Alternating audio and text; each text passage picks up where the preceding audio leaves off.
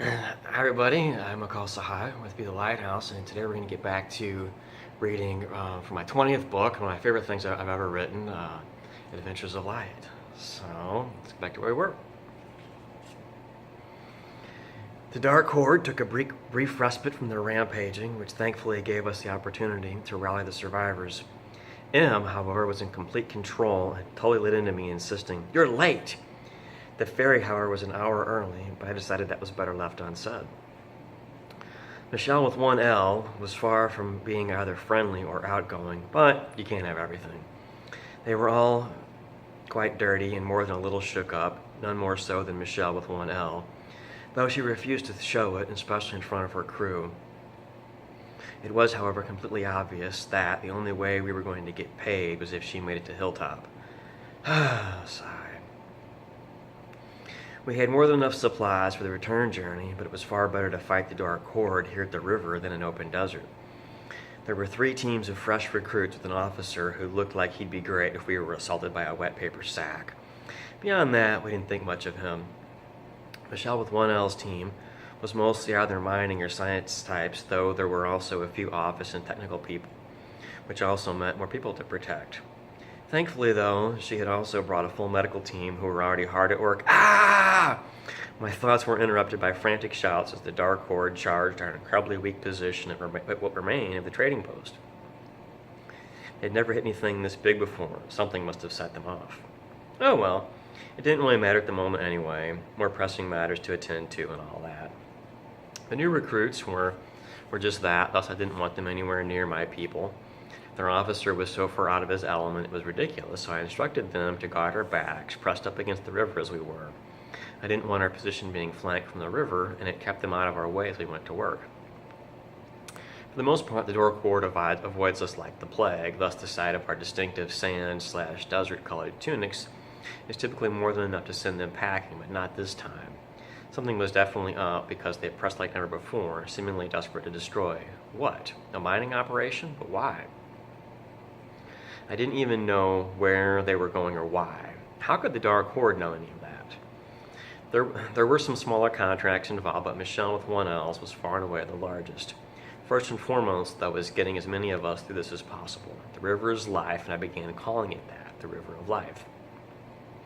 As long as we held that, I knew we were golden. I just had to get us through this. As I said, I'd brought a large force, including my second-in-command, Tayra, a full complement of archers and a mountain of arrows. She's a golden-skinned warrior from the Central Highlands, and even though she's a long way from home, she stayed for me. Oh, we're not a couple, just best friends. That same lack of opportunity back home had led her to the military, and that same lack of friends in high places led her to the middle of nowhere. It's not that either money or connections is the only way to advance in this service, but we'd both been traveling in the same direction, nowhere. Thus, we had a lot in common, and in fact, hit it off almost immediately. It's not that there's not a lot of options for female companionship out here, it's the far more pressing concern of staying alive. The Dark Horde is just that, the meanest, nastiest, foulest collection of monsters you can possibly imagine. Most of their equipment is black, hence the term Dark Horde. Fighting them is a full-time occupation for many a would-be adventurer, mercenary, or bounty hunter. Many of them end up face down in the sand. Most of all, though, Tara loves the action, which I think is the real reason she stayed, though she'd probably never admit it. I don't think she had a whole lot of friends back home, though she'd never admit that either. She keeps to herself a lot, though when things heat up, there's no one better to have beside you.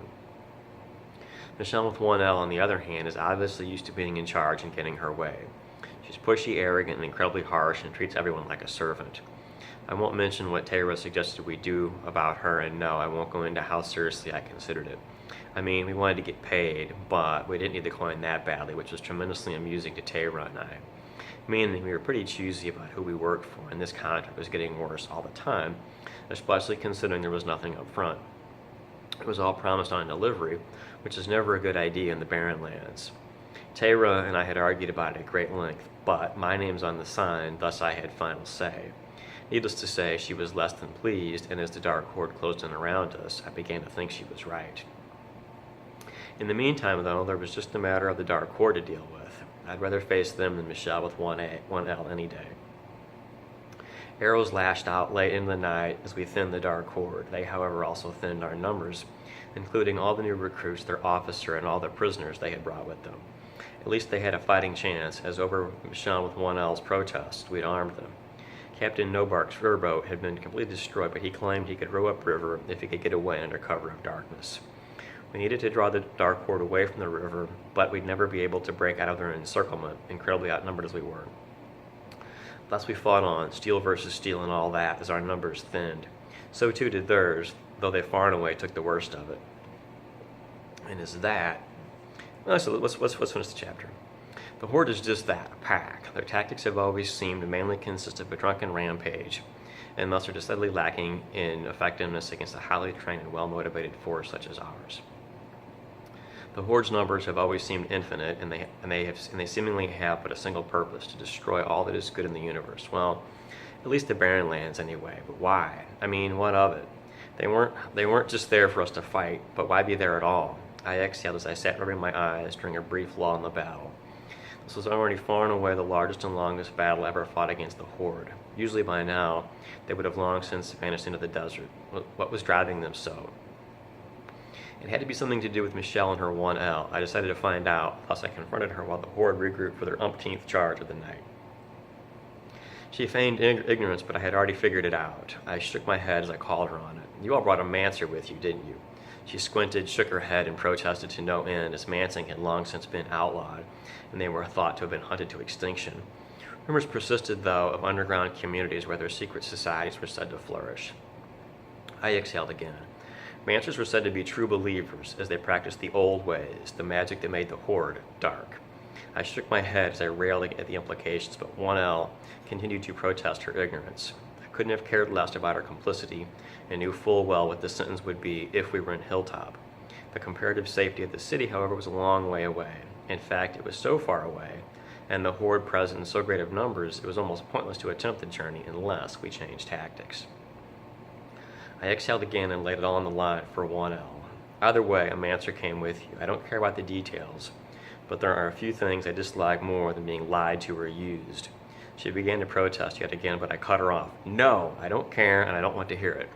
You all came out here to mine the desert, for which you need an army, let alone how you would find whatever it is you're looking for that no one's ever seen.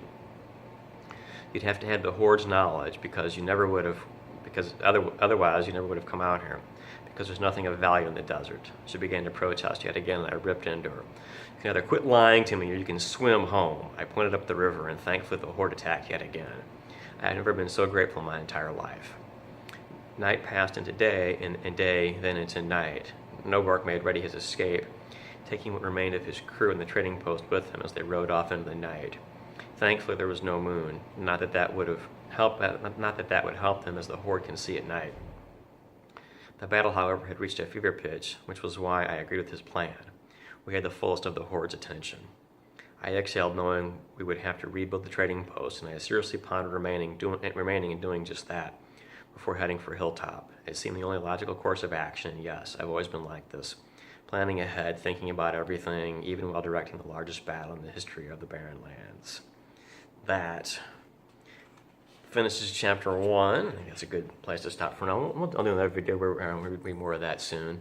And I hope you'll enjoy that. And as always, though, know that each and every moment you are surrounded by much love. And I truly and deeply hope you are having the best day ever, because I most certainly am. I will see you soon. Sat Nam.